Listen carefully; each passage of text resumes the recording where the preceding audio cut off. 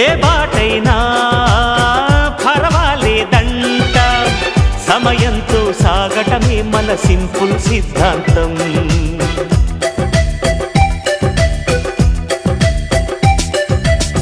చిరుగాలికి పరిమళమిచ్చే సిరిమల్లెల వనమై ఉందాం, గగనాన్ని నేలను కలిపే హరివిల్లుల బంతెన అవుదాం. ఆనందం అంటే అర్థం మనమందా, ప్రతి పూట పాటై సాగే హుషారు సరిగమలో. ఎన్నో ఎన్నో రాగాలుండే సంగీతం కాదా, చల్లకి నవ్వుల కేరింత.